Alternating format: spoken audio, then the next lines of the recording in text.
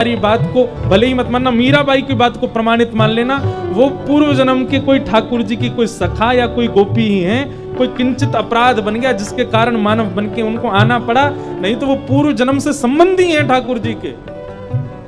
तभी ठाकुर जी को अपने सिर पर बैठा के रखा उन्होंने। हमारे माई श्यामाजू को राज, किशोरी जी को राज चल रहा है महाराज।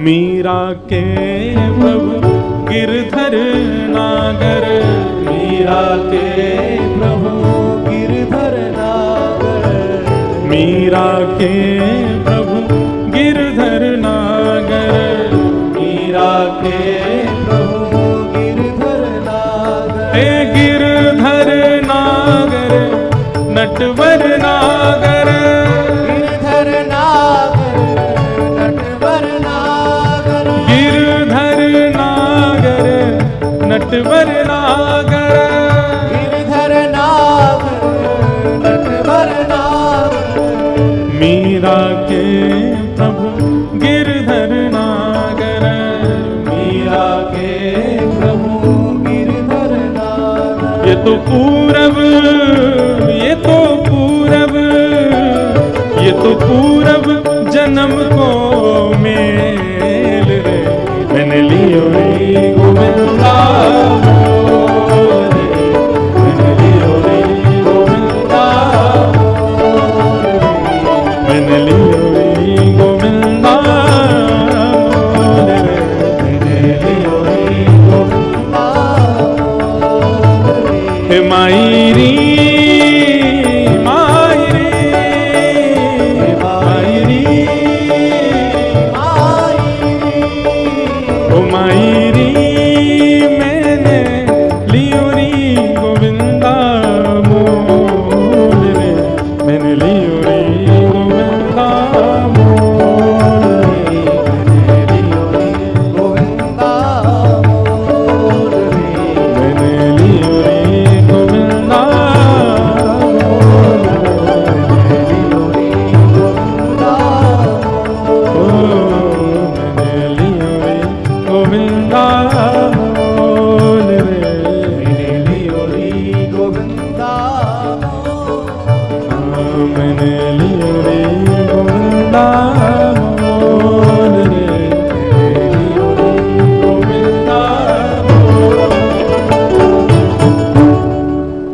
भगवान का दूसरा रूप कौन सा है?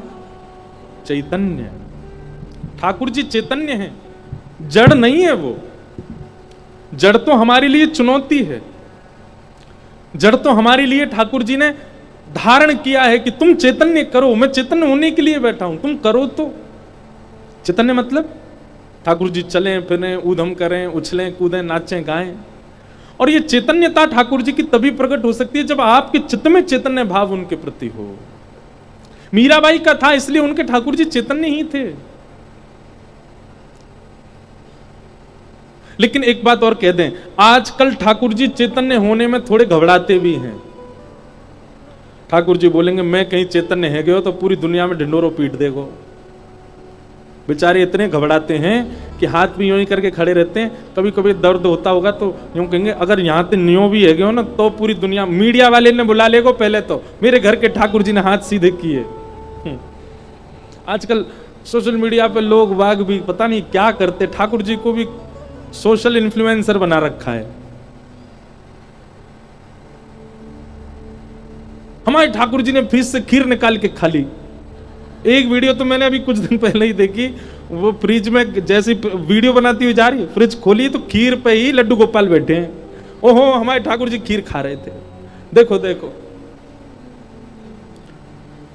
भैया ऐसे मत करो, नहीं तो कलयुग में ठाकुर जी बेचारे नेकात जो कृपा करने वो नहीं करेंगे। ठाकुर जी कहेंगे घोर कलयुग आ गया, भागो यहां से। ऐसे नहीं करना चाहिए भैया। अगर कभी चैतन्यता का अनुभव हो भी जाए, कभी आपको ऐसी अनुभूति हो जाए, देखो हमको तो अनुभव होते हैं और हमको मंच से बताने इसलिए पड़ते हैं क्योंकि कई लोग बताई हुई बातों का फिर पालन करते हैं, अपने जीवन में घटाते हैं, इसलिए हमको तो मंच से कई भाव कहने पड़ते हैं। लेकिन आप सब उसका कभी प्रदर्शन मत, कभी कोई चैतन्य लीला अगर ठाकुर जी कर भी दें, उसको कहीं लिख लो, कहीं उसको अंकित कर दो पर उसको बताओ नहीं, सबके सामने कहो नहीं। स्वप्न तक नहीं बताना चाहिए ठाकुर जी को, ठाकुर जी का इतना गोपनीय रखना चाहिए भाव। हमारे रसिक जन वृंदावन के कहते हैं कि रस बतावे से रस घटे, रस बतावे ते रस घटे। रस बांटने से रस नहीं घटता है, रस बतावे से रस घटे। इसलिए बताओ नहीं, गोपनीय रखो। हमारा कहीं पॉडकास्ट था, वहां पे हमने एक बरसाने के बाबा का जिक्र कर दिया, नाम भी नहीं लिया उनका। मैंने जानबूझ के नाम नहीं लिया कि लोग बाग भीड़ नहीं लगा दे। बेचारे बाबा का कुछ दिन पहले फोन आया, देखो आप इस बात को बहुत सीरियसली सुनना, जो लाइव सुन रहे हैं वो भी। बाबा बेचारे रोए फोन पे, मुझसे बोले भैया तुमने काय को कह दियो। मैंने बाबा मैंने नाम थोड़ी लियो आपको। बोले तुमने नाम ना लियो, लेकिन दारी के आए गए मेरी कुटिया पे कई लोग खोजते खोजते। अब तो यूं कह रहे हैं तुम्हें उनके ठाकुर जी की पता चले, हमारे ठाकुर जी की बताओ। मैंने कि बाबा, बोले भाई डिलीट करवाओ। मैंने कि कहाँ कहाँ से करवाऊँ, वो तो सब जगह पहुंच गए हो। तो बोले अम्मू को तुम, अब मुझे फिर उस रात नींद नहीं आई। मैंने कि महात्मा बेचारे, इनका बोलना ही नहीं चाहिए था, बताना ही नहीं चाहिए था। लोग बाग खोजते खोजते पहुंच गए उनकी कुटिया पे। भैया रस की चर्चा मत कहो ज्यादा। हम मंच से कह दें सुन लो, भाव रखो चित्त में, अच्छे से उसका रखो। अपनी सेवा के भी जो आपको अनुभव होते हैं उनको भी गोपनीय रखो, चित्त में रखो और होने दो। बहुत कुछ करेंगे ठाकुर जी अभी। आप एक बार में ही इतने ज्यादा क्यों उछलने लग जाते हैं? हमारे ठाकुर जी ने ऐसा किया।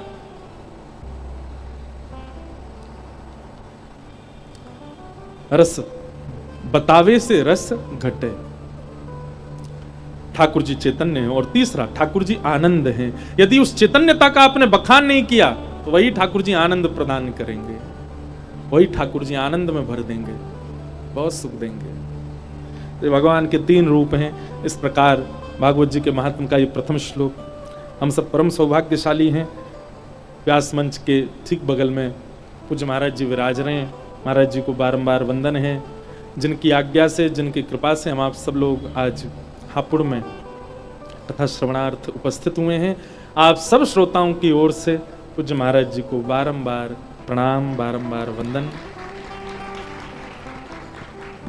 आज महात्मा का प्रसंग है। थोड़ा प्रसंग में चलें, भागवत जी का महात्मा सुन लें।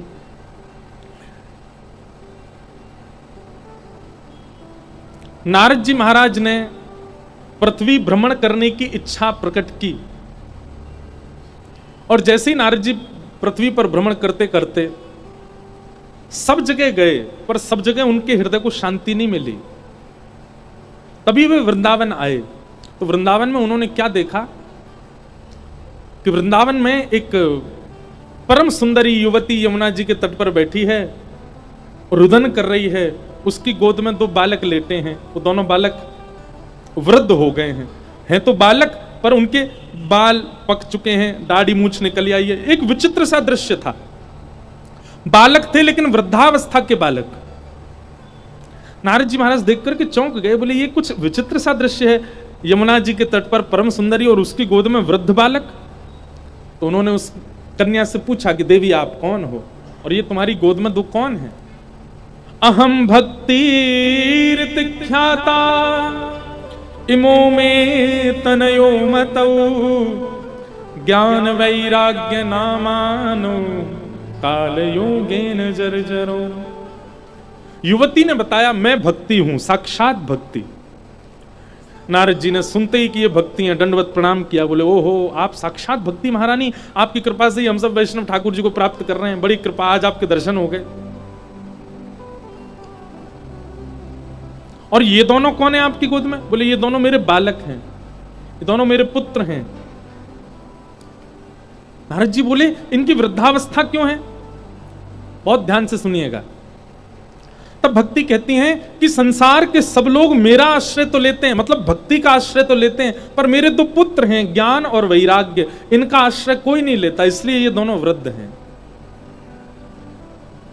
बंधुओं एक बात बहुत ध्यान से सुनना। वृंदावन को भजने के बाद, परम प्रेम लक्षणा भक्ति जीवन में आने के बाद भी कई बार आपकी जीवन की घटनाएं यदि आपको झकझोर देती हैं तो इसका मतलब क्या है? भक्ति के जीवन में आने के बाद भी आप परेशान होते हो, इसका मतलब है कि भक्ति जो है वो प्रसन्न नहीं है। सब लोग इधर देखो, बहुत ध्यान से सुनो।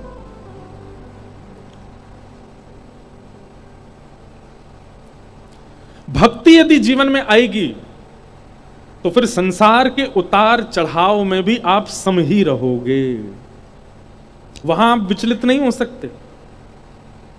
हम कोई अपनी प्रशंसा के रूप में नहीं कह रहे, पर एक बात बोल रहे हैं, हम भी गृहस्थी हैं, हमारा भी परिवार है, वो बात अलग है, ब्याह नहीं हुआ पर परिवार तो है। हमारे परिवार में भी बहुत कुछ चल रहा होता है और उसके बीच ये लगातार कथाएं, कल बिसौली बदायूं के पास पूरी करके आए, आज यहां प्रारंभ कर रहे हैं, 28 को यहां विश्राम करेंगे, 29 से वृंदावन में करेंगे, 5 को वृंदावन में पूरी करेंगे, 6 से ऋषिकेश में करेंगे। क्या हमारे जीवन में कुछ नहीं होता होगा? हमारे घर परिवार में कुछ घटनाएं नहीं होती होंगी, कुछ ऐसी बात नहीं होती होगी जिससे चिंता होती हो? बहुत कुछ होता है, बहुत कुछ निजी जीवन में भी होता है। कई बार बहुत बुखार भी होता है, तब भी कथा करने आते हैं। आप लोगों के पास तो बहाना हो सकता है कथा ना सुनने का, पेट में दर्द है, सिर में दर्द है, बुखार है। हम क्या बहाना बनाएं? महाराज जी, चाहे आपके सिर में दर्द हो, चाहे आपके पैर में दर्द हो, पेट, कथा तो करनी ही पड़ेगी, चाहे 2 घंटा विलंब से करो, कथा तो हमें ही आके करनी पड़ेगी। लेकिन इन सब परिस्थितियों में अपने 9 वर्ष के कथा जीवन का बहुत बड़ा अनुभव नहीं है, पर 9 वर्ष का एक अनुभव बता रहे हैं। बहुत भयावह परिस्थितियां भी परिवार में होती हैं, लेकिन फिर भी भागवत जी की कृपा से, भगवत भागवती कथा कहने के प्रभाव से हृदय सम रहता है, हृदय में ज्यादा विचलनता नहीं आती, और यही भक्ति आपके चित्त में है, इस बात का प्रमाण है। मैं टूट गया, मैं हार गया, परिस्थिति ऐसी आई कि मैं बिखर गया, ये बात संसार के लोग करते हैं, वैष्णव नहीं करता।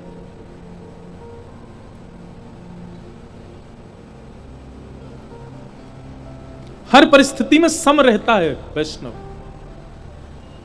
हमारे व्यास मंच पर जिन्होंने सुशोभित करके किसी काल के लोगों को भक्ति मार्ग पर आगे बढ़ाया, परम पूजनीय प्रातस्मरणीय श्री डोंगरे जी महाराज। जिस काल में आधुनिक व्यवस्थाएं नहीं थी, जिस काल में टीवी नहीं था, जिस काल में लोगों के पास में कथा सुनने का एक ही तरीका था, क्या? पंडाल में जाओ सुनो। उस काल में लाखों वैष्णवों को भगवत प्रेम सिखाया श्री डोंगरे जी महाराज ने।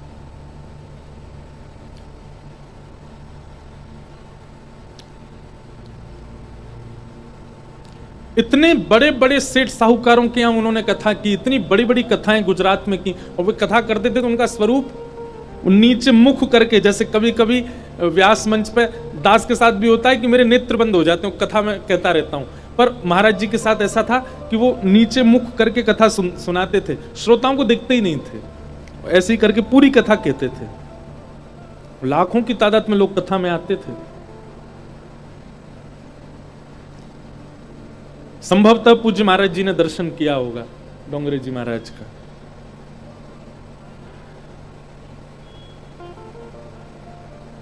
उनका नियम था, ये हमारी शिक्षा के लिए भी है ये बात, आप लोगों के लिए भी, उनका नियम था, कथा में जो भी प्राप्त होता था, जो भी दक्षिणा मिलती थी, जो भी लोग चढ़ा देते थे, जो भी उनको कुछ देते थे, वो सब इकट्ठा करते और 7वें दिन वहां पर उतनी धनराशि से एक अन्य क्षेत्र चालू कर देते उसी नगर में, कि यहां आने वाले सब वैष्णवों को प्रसादी की व्यवस्था इसी धनराशि से हो।